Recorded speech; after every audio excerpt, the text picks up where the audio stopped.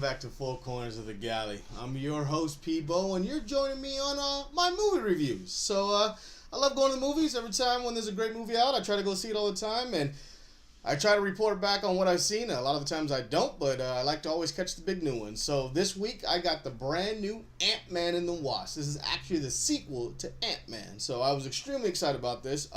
As a kid with the Avengers, Ant-Man was always one of my favorites. I love the fact that Ant-Man could turn big and small. I always loved that part about him and how he was just very unique and cool and different from the rest of them. I was a big Hank Pym fan when I was a kid. The original Wasp, loved all. I was always a huge fan of the original Avengers, and I was very disappointed when Ant-Man wasn't a part of the original ones. It's okay, I know he's a lesser character, and you know the notoriety's not that big with Ant-Man, and you could tell from his first one movie because it only did $57 million. So without me ranting on about nonsense, let's get into this review. This is going to be a spoiler review. I am going to be spoiling this movie. There are a few things to spoil and different things, so this is a spoiler review. And at the end of this, we're going to talk about that end credit scene and what I feel like it means for Avengers for this new, still untitled. All right, so let's kick into this review. All right, so Ant-Man and the Wasp. Overall, I thought this movie was hilarious. I really enjoyed the ride we got taken on in this movie. I felt like it was a great, fun piece after two. Well, Black Panther's not super serious, but it's a spy movie in serious terms. And then Infinity War is just like, that's just the next level. So coming off those very high hitting, very lots of emotion movies, to get a very fun, energetic Marvel movie in the middle of summer was extremely what we needed and was great. Right off the bat, my MVP for this movie is Lewis. I mean, if anybody thinks anything differently, I don't know what movie you're watching. Every time he stepped on the screen, he absolutely killed it. I mean, the best part about what they took from the first movie is they increased his role. I mean, man, does he kill every scene. He is absolutely hilarious. He plays off of Wasp hilariously. He plays off of Ant-Man hilariously. Plays off of his own crew and T.I. and his other guy. I mean, they are absolutely hilarious. Every scene he's in, he takes it over, and he's funny. So this whole movie, what I love about it is it fits in a lot of the gaps. There's only one thing I feel like that's really cheesy in the conduit that we'll talk about that's about Ghost. But other than that, it fills in the gap perfectly. So after the events of Civil War, Ant-Man, Paul Rudd, Ant-Man, Scott Lang, he's arrested. He's in that dome with all the rest of Cap's people, and Cap breaks him out. And we have no idea what happens to him, because obviously, if you've seen Infinity War, he's not in it at all. He's not in it at all. So we have no idea what happened to him. So Ant-Man and the Wasp tells us exactly what happened to him. So since all that has happened, he made a deal, I guess, with the government. I'm assuming himself and and Hawkeye did, because Hawkeye also has kids, just like Scott has a daughter, and he wants to be there for her. So he's been on house arrest for 2 years and cannot leave his house. And not just regular house arrest, he's on FBI watched house arrest. I mean, right at the beginning, they show where they come into the house and they check everything because they don't trust him. I mean, it just shows everything that's going on in that whole thing. So he's been on house arrest. He's being monitored. So that's why he hasn't been a part of anything Avengers, and he's been isolated. You also come to find out that he hasn't talked to Hank or Hope since everything went down. We'll get to that in a second. So you get this fun little introduction where Scott's playing with his daughter. I never can remember her name. I just call her Pena because that's what he calls her all the time. And they're playing together. And he's actually recreated the end heist scene for his daughter out of cardboard boxes, and Lewis helping him with the movable ant, where they recreate where they're going into the tunnels and going through the lasers to try to find the treasure. I love that whole part. Shows us a little fun. Has that cool slide. He goes down. He gets called because his leg kicks out of the thing, so that's why the FBI shows up. I love the relationship between his ex-wife and her new husband, the cop. How they're just so proud of him that he's doing good, because when you seen him last, he was messing up a lot. I mean, he was in jail. He wasn't taking care of his daughter. He wasn't around. He was coming fresh out of jail, and they didn't really trust him. So the fact that he's been at his house being good and hasn't left and has been there for 2 years taking care of things, they're just so happy. So I love all the scenes they have, and the husband's hugging them all like a big old family. I think those are absolutely hilarious. So Scott has all this moment happen, and you also find out that him and his buddies, him and Lewis, they're living together, and they've started a business called Ex-Con Securities, because they're ex-cons and securities. But he's been working at home. Scott's been doing all the computer stuff at home while they've been out trying to sell the business out on the real world. So he kind of like, after his whole event in the day happens, he kind of like goes to take a bath and he closes his eyes, and all of a sudden he has a vision, and it's a vision of Janet Wasp. And I guess she had some ability to communicate with them, because he also got sucked. He also went into the quantum realm when he had to defeat Yellow Jacket. So when that happened, I guess he gained some connection with the quantum realm, and he was able to connect with Janet, and he saw a vision of Janet, the old Wasp, walking and playing hide and go seek with Pope when she was real young. So he freaks out, and you come to find out he's got a burner phone that he's put in the back of his wall, and it's just like the one that Tony and Cap has. So I liked how it was very similar to that flip phone and all. And he ends up leaving a message for Hank, basically like he had this crazy dream about Janet. He has no idea, and he just wanted to tell him.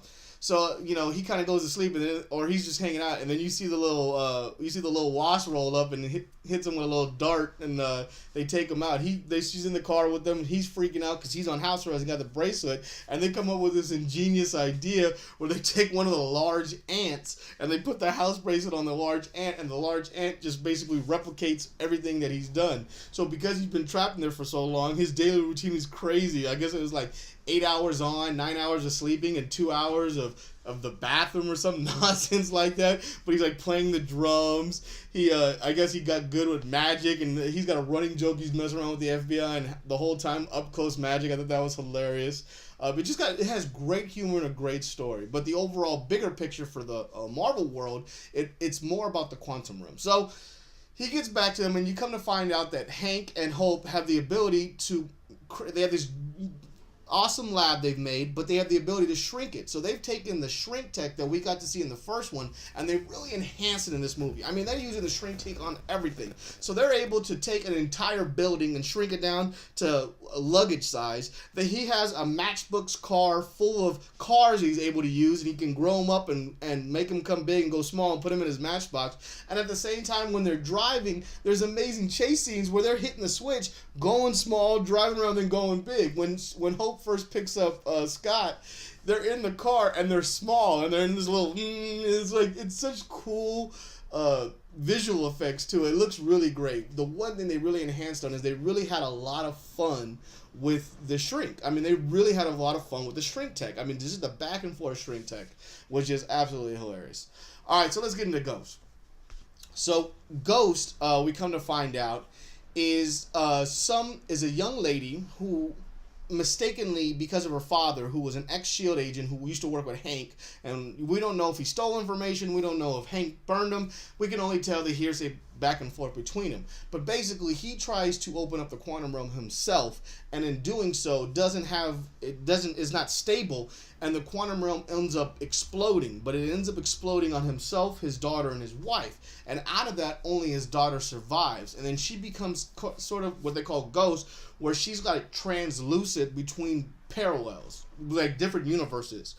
So she can move within walls, but I guess the process and everything hurts her so much that she's constantly in pain. So obviously, like all things, she gets found, and this is where I feel like is the biggest nonsense. She gets found by Bill, who's actually an ex-co-worker also of Hank, who worked with S.H.I.E.L.D., and Bill is actually the guy who's Goliath, who was the original Giant Man, and in the Avenger comics, you'll know that Goliath was one of the original ones. He and Hank hate each other, and they had a falling out years ago. So somehow Bill discovers this young lady Ghost when she's a kid and has the ability to move between the quantum realm, and he kind of nurtures her through life and tries to help her at this time. So where I call a lot of BS in this is the fact that if there was an accident that happened in the quantum realm back in the days after Janet Hope has gone into the quantum realm and Hank has lost her and everything is all topsy-turvy, how would he not discover this young girl who gets hit by all these, dimensional particle rays and all this stuff, and only Bill discovers her and not him?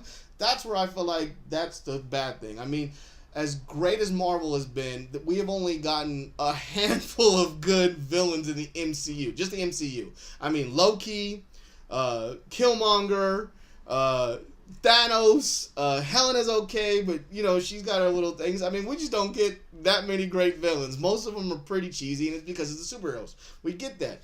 But I felt like they could have done a little better. I felt like the best thing would have done is maybe when what you find out is why Ant-Man has this vision of Hope in the quantum realm is because Hank and Hope have been recreating another tunnel of their own and trying to open up the quantum realm so they can go in there physically themselves and get and hopefully find Janet, the original Wasp, in there still alive. So what you find out is when they opened it up, this is when Ant-Man had his vision. So basically the quantum realm was opened, and Janet was able to realize that and sent a message to Scott, and that's how it got back to them. Where I feel like Marvel messed up is when that quantum realm opened, Ghost should have emerged from the quantum realm, and that would have been cooler. Like, she would have been on some vengeance instead of being somebody from way back and you try to retcon some stuff. I just felt like that was where it's lost. The actress overall was great. I love her. She's good in Ready Player One. She was also in Star Wars. She was good in the role. I just don't feel like they really used her for a lot. What they made about her, she's kind of a Bucky-esque in a way where she's a super soldier, can walk through walls, and they use her powers and abilities. But she was very one-dimensional, and her only quest was to cure herself. I mean, this is all she cared about. She didn't care about who she hurt in the way. All she wanted to do was cure herself. So she was very one-dimensional, only had one goal, and that's all she was shooting for. So I felt like it lacked a lot on that part. Where it completely makes up for it is in the humor. The first time we meet Hope after she meets up with Ant-Man, they go and try to find a part. So they go and meet up with the other villain of this movie. I cannot remember his name, but I know the actor because I love the actor, Walton Goggins. He was in The Shield. He's in a lot of different stuff. He's in Sons of Anarchy. The guy's amazing. He plays this southern black arms dealer who's dealing in technology. He's been selling technology to Hank and Hope to help them build their thing, and now he wants to try to steal it back. So he ends up stealing the part that Hope wants and stealing their money from her. She goes and gets into her Wasp costume, and this is the first time we get to see her fight. The best part about this movie is it really focuses on Wasp. I mean, Wasp takes the lead. Yes, it is Ant-Man and the Wasp, but we didn't get to see Wasp in the first one, and Wasp is the main action. You get to find out she's got wings. She has like a blaster. There's a scene where Scott's in the truck and they're watching. He goes, "You gave her wings and a gun?" He's like, "Well, I guess you didn't have that for me." He goes, like, "No, I did." So they have this great banter back and forth. Every time Lewis is on screen, he's absolutely hilarious. You get a running joke because they have a brand new suit they're working on for Ant-Man, so he jumps in the brand new suit, but the suit keeps malfunctioning, so he keeps growing sizes at all different times, and they end up having to try to go to the school of his daughter to get something off of the trophy, and he keeps shrinking up and down, and he ends up becoming like the size of like a first grader, and he's running around with a hoodie on, and it's just great humor. I mean, they just absolutely nailed the jokes and the humor like it's no tomorrow. The Lewis famous scene where he's telling the story, well, you know what? But like, I love that. I mean, the whole part where they basically, it all kind of intertwines, obviously, in one of these action movies, and when they all kind of connect and they're looking for Scott and they realize where Scott's buddies are, they go looking for him there. So you got Walton Goggins and his crew here to take out, and it's Lewis and T.I. and the other guy, and they end up giving Lewis some truth serum, and they keep just having a discussion, is it really true serum or not? And he ends up telling this whole story, but the best part is like when he's telling the story, it's his voice over the other actors, and they're like doing their voices and rapping like it's him, and it's just beautifully done. And then him with his Jerry Crow, I mean, just absolute great humor. I mean, they just do an amazing job of this movie with the humor and the way it goes. There's another scene where they finally start to figure things out and they get closer, and the quantum realm was open, but there's some malfunctioning.